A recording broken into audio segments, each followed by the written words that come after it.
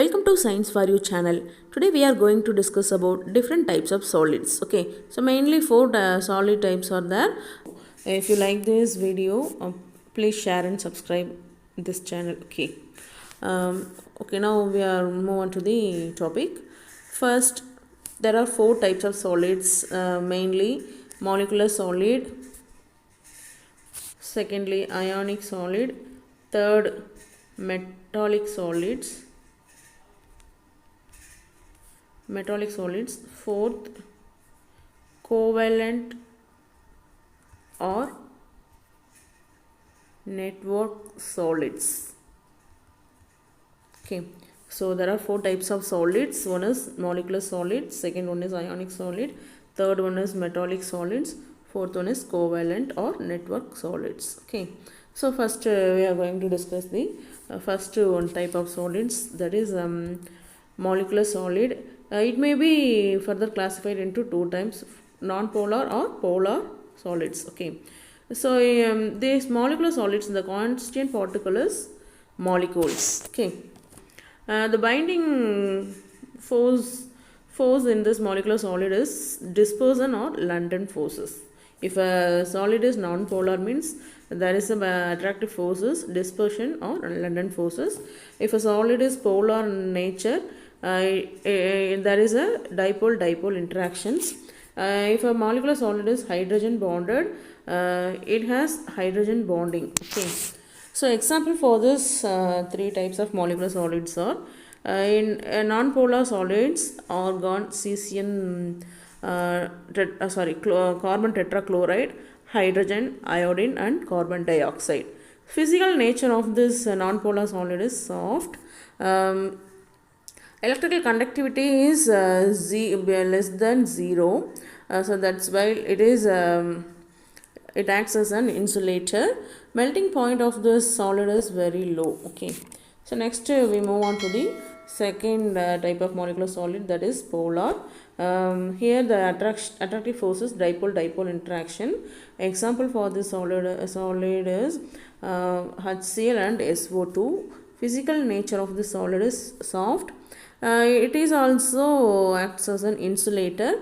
Its melting point is also low. Next one is hydrogen bonded molecular solid. Here the attractive force is hydrogen bonding. Example of this solid is water, that is solid water. Physical nature, it's a hard, we know that ice is a hardest material.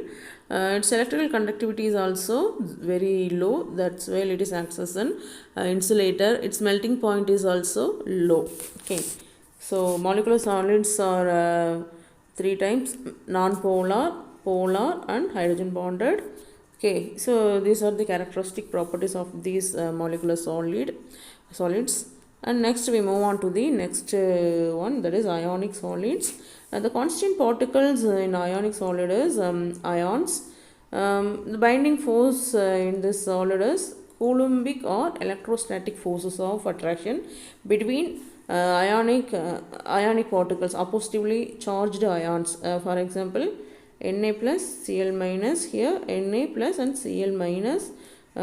Here these two are oppositely charged. There is attractive force, electrostatic forces between these two ions, makes the solid is very strong. Example for this type is NaCl, MgO, zinc sulfide and calcium fluoride. Okay. Next, the physical nature of these ionic solids are hard and brittle. In solid state, it is acts as an insulator. We know that there is no free ions in solid state, because it is there is a close packing arrangement in solid ions. Okay, that's why there is no free ions in it. But in molten and aqueous state, it is acts as an conductors. Its melting point is high. This is the characteristic properties of ionic solids. Third type of solid is metallic solid. Here the metallic solids, the constant particle is positive ions. It is there is a sea of electrons, delocalized electrons around the positive ions. If the metallic solids, the constant particle is positive ions, the sea of delocalized electron is surrounded the positive ions. Example for this type is most of the metals are metallic solids, iron, copper, silver, magnesium, etc. Okay, so nature of the physical nature of this metallic solids are hard, malleable, and ductile. Okay, in molten state and solid state, it is acts and conductor. Okay, so the melting point of these metallic solids are fairly high. Next, move on to the covalent and network solids. The constant particles in these solids are atoms. The binding forces in covalent or network solids are covalent bonding. We know that covalent bonding means there is a mutual sharing of electron between the atoms. That's why it is also very strongest bond. The covalent solid has strongest bond. Example for this covalent solids are silicon dioxide, that is quartz, silicon carbide, it is otherwise known as carborundum. There are two allotropes of carbon, one is diamond and another one is graphite and aluminum nitride. Okay. There are two physical natures in covalent. If it is a hard in nature, for example, diamond is a covalent solid. It is a hard material. We know that because of the close packing arrangement. And next one is it may be soft in nature. For example, graphite. Okay. So we know that graphites are arranged like layers like structures. In this soft nature, it is acts as a conductor. It's exceptional case. Most of the covalent solids are insulators. Its melting point is very high. So differences between metallic crystals and ionic crystals. So first one is usually metals in metallic crystals, metals have valence free electrons. So these electrons can conduct electricity through itself. Okay. So if a metal is always having valence electrons, if electrons are free, it can conduct electricity. But in ionic crystals, the ions are not free, not in free state. So that's why it cannot conduct the electricity in solid state. But in molten and aqueous state, ions became free. They conduct electricity. Okay. So in a solid state, ions are not in free state. So that's why it cannot conduct electricity. But in aqueous and molten state, ions became free. It can conduct electricity. So mobility of electricity means mobility of ions through the electric wire or electrolytic cell. It is known as electricity. Okay. So here the free ions are present only in molten and aqueous state. In solid state, there is no free ions in ionic crystals. Okay, so that's why it cannot conduct electricity. So second difference between metallic and ionic crystals are metallic bonds are always weak or strong bonds. It may be weak or strong.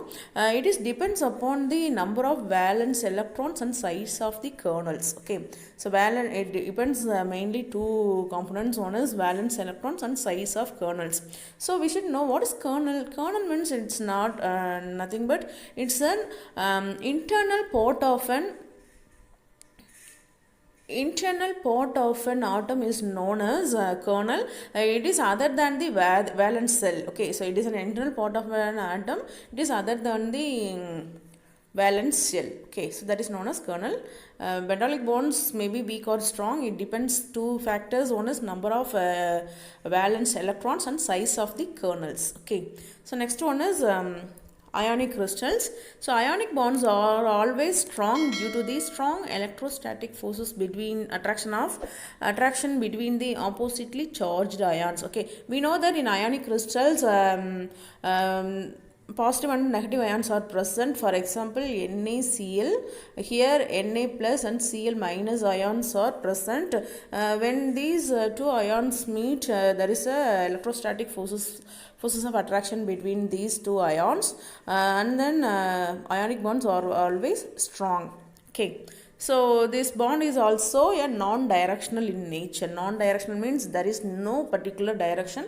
It's a non-directional one. Okay. This video is mainly used for chemistry students, CSER, NET, GATE, SLET exam prepared students. If you like this video, please subscribe and share this video to your friends. Thank you.